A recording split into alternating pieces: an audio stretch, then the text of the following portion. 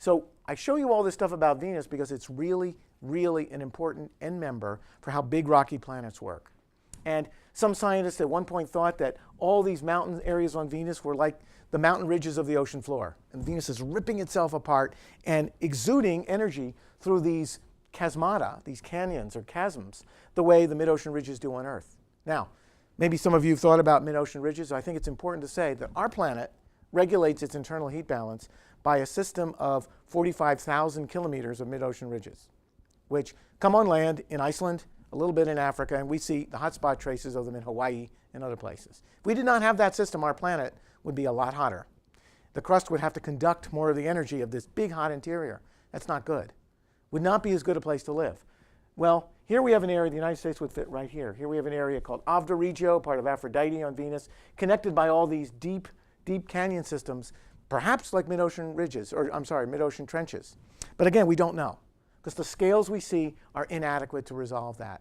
There are measurements of the Venus atmosphere measuring the isotopes of hydrogen that suggest Venus once had global oceans that would have filled all these low blue areas, oceans of water.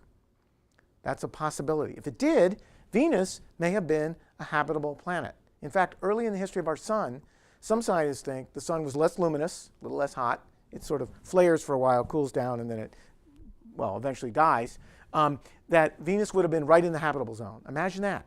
Two big rocky planets with oceans in the habitable zone. One went one way, the other went the other.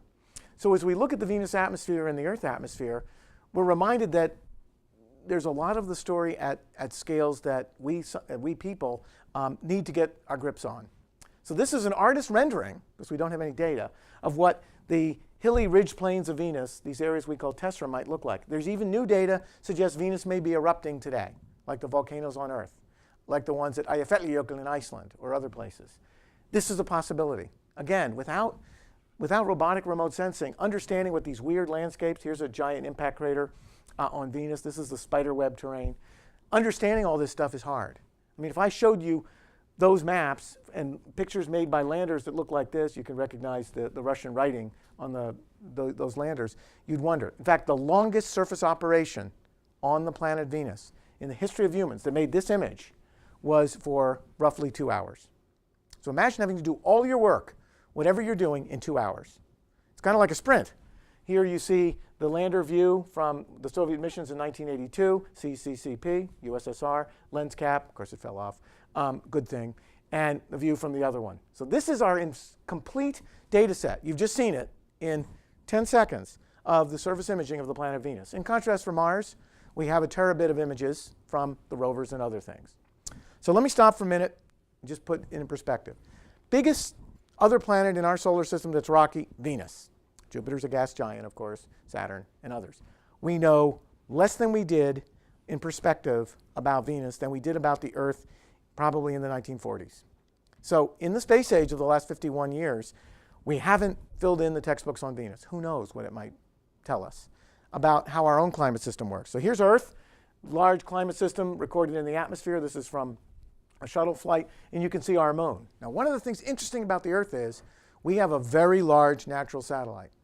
Now, a generation ago, when I was younger than you guys, we actually sent multiple human voyages to the moon. And you might say, why did we do that?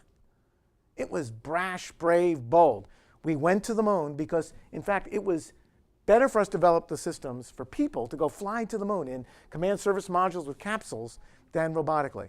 We actually, those days, did not have the robotic capabilities to do what we do today. You guys have grown up in a generation of robotic IT infrastructure.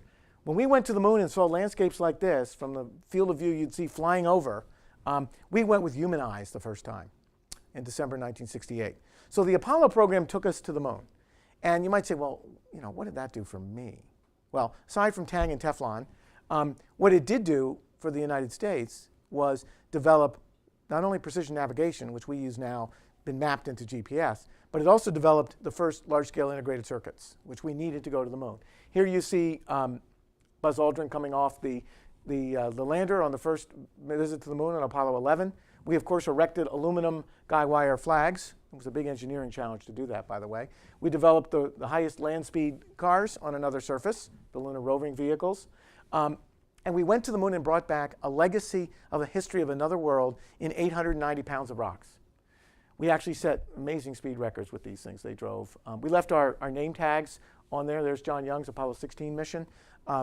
This is the legacy of human exploration. In the first decade of NASA, we not only built weather satellites, started missions to explore the outer solar system, but we sent people to another planet.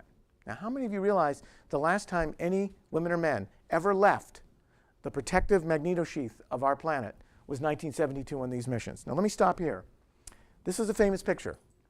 In November of 1969, the second of the Apollo surface missions, Apollo 12, Commander Alan Bean went and sampled the lens of a robot we had sent to the moon 3 years before. You might say, okay, sounds pretty cool.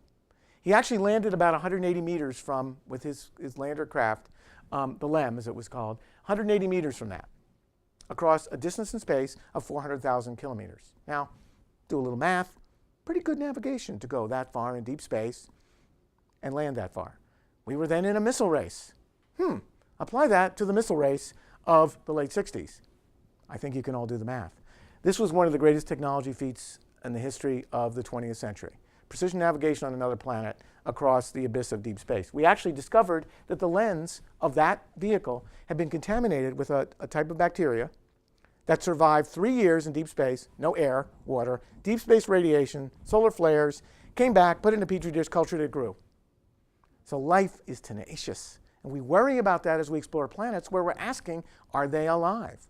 What if we bring ourselves to those planets and then we discover that we're there? Okay, that's a great result.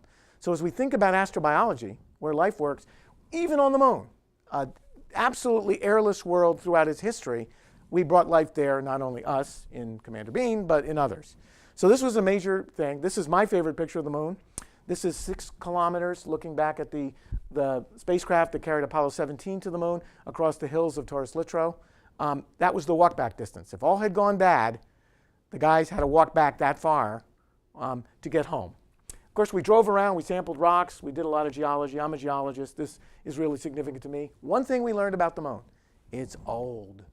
The first rocks told us, famous picture, that when we look at the moon, we're looking at a surface that's frozen in time. It's a fossil planet.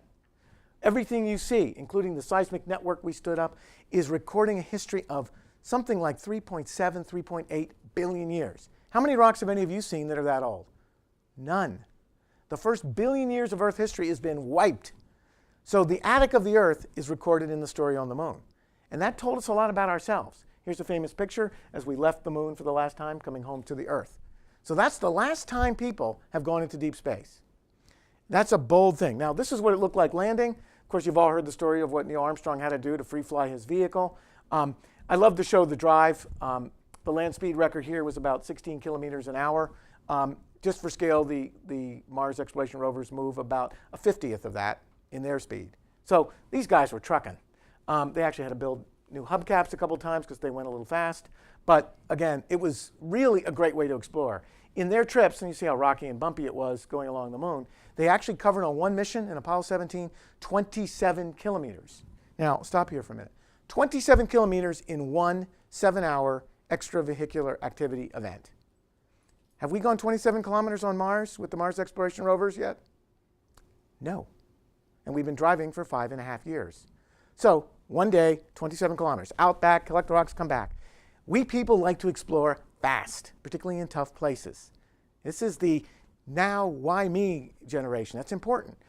When you move things to the robotic time space, you can freeze time. You can move more slowly. And so one of the things we do in exploring planets and the deep sea floor is we change the time scale. So if it takes a week for a rover to go 100 yards, well, too bad. We'll wait. The robot is doing the job.